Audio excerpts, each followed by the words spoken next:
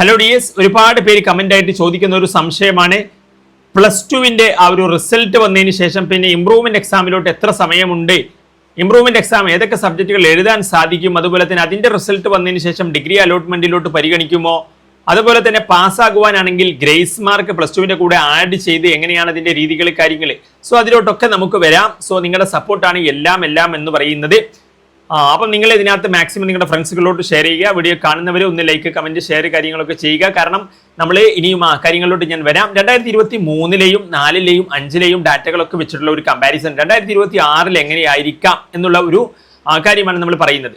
2023-ൽ നിങ്ങൾക്ക് കാണാൻ സാധിക്കും കുറച്ച് ലെങ്തി ആയിരുന്നു പ്രൊസീജിയർ, കാര്യങ്ങൾ ടൈം അധികം എടുത്തു എന്നുള്ളതാണ്. 30-ൽ നിന്നും എക്സാം മാർച്ച് 30-ന് തീർന്നെങ്കിലും 25 മെയ്യിലോട്ടാണ് റിസൾട്ട് വന്നത്. കുറച്ച് ലേറ്റ് ആയിട്ടാണ് എക്സാം തീർന്നത്. എന്നിരുന്നാലും 25 മെയ്യിലോട്ട് റിസൾട്ട് കുറച്ച് വൈകി. അതിനകത്ത് മാത്രമല്ല റിസൾട്ട് വന്നിട്ട് എക്സാം അതുകൊണ്ട് തന്നെ പെട്ടെന്ന് നടന്നു. സാധാരണ ഒരു മന്തൊക്കെ ടൈം കിട്ടും, 1 മന്ത് ടൈം കിട്ടാറുണ്ട്.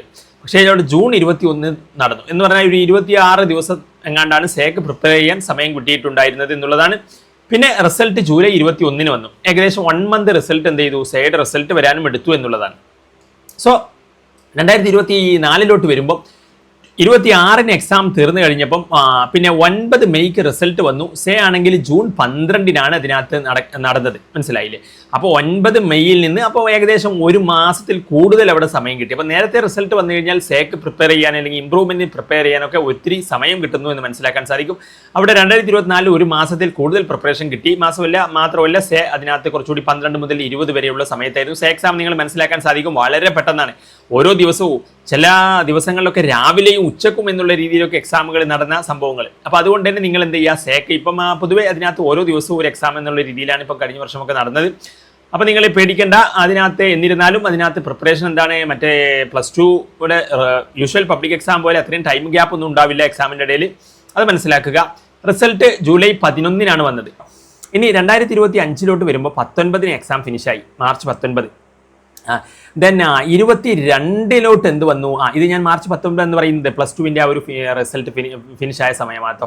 ദെൻ 22-ൽ റിസൾട്ട് വന്നു, മെയ് 22-ൽ വളരെ പെട്ടെന്ന് എന്ത് ചെയ്തു, റിസൾട്ട് വന്നു എന്നുള്ളതാണ്. പിന്നെ സേ ജൂൺ 23, 27-ലോട്ട്.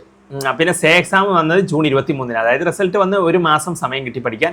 ജൂലൈ 18-ആണ് റിസൾട്ട് വന്നത്, സേയുടെ റിസൾട്ട് വന്നത് കേട്ടോ, മെയ് 22. അപ്പോൾ 2026-ലോട്ട് പോകുമ്പോൾ പ്രോബബ്ലി ഡേറ്റ് കാണുന്നത് നമ്മുടെ 28-ന് മൊത്തത്തിൽ എക്സാം ഫിനിഷായി, പ്ലസ് ടുവിൻ്റെ എല്ലാം മൊത്തത്തിൽ പ്ലസ് 1-ൻ്റെ അടക്കം.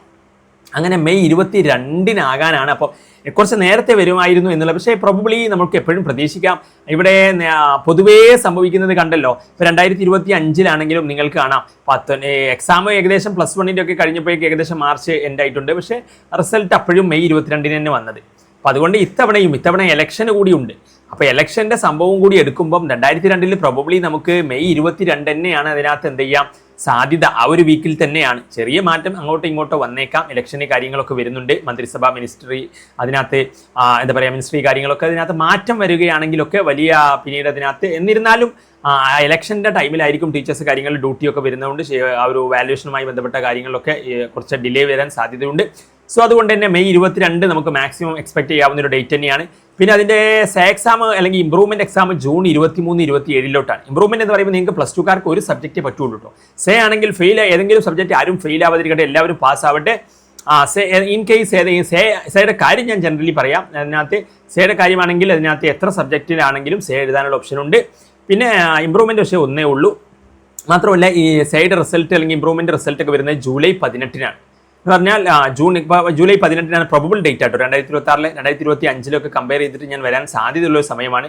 അപ്പോൾ ഇവിടെ 1 മാസം സേക്ക് പ്രിപ്പയർ ചെയ്യാൻ സമയം കിട്ടുന്നുണ്ട്. റിസൾട്ട് വരാൻ വീണ്ടും ഒരു അറൗണ്ട് 1 മന്ത് കിട്ടുന്നു. 1 മന്ത് അല്ല, റിസൾട്ട് കുറച്ചുകൂടി നേരത്തെ വരുന്നുണ്ട്. 23 അറൗണ്ട് 1 മന്തിൻ്റെ അടുത്ത് വരാം.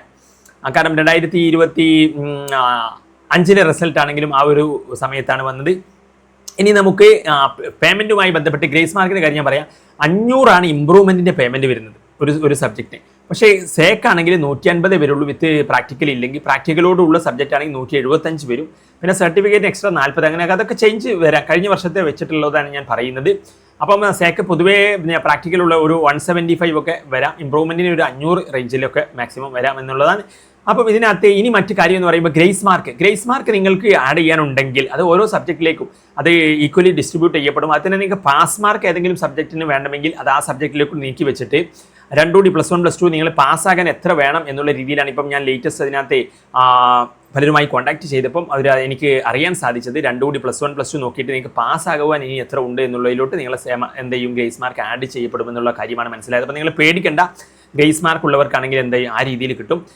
ഇനിയിപ്പം നിങ്ങൾ ഞാൻ പറഞ്ഞു ഇമ്പ്രൂവ്മെൻറ്റുമായി ബന്ധപ്പെട്ട് അല്ലെങ്കിൽ സേയുമായി ബന്ധപ്പെട്ടൊക്കെ നമ്മുടെ ചാനലിൽ അതിനകത്ത് ഡീറ്റെയിൽ വരും. അപ്പോൾ സബ്സ്ക്രൈബ് ചെയ്ത് ഫോളോ ചെയ്ത് ബെല്ലൈക്കൻ എനേബിൾ ആക്കി വെച്ചോളൂ.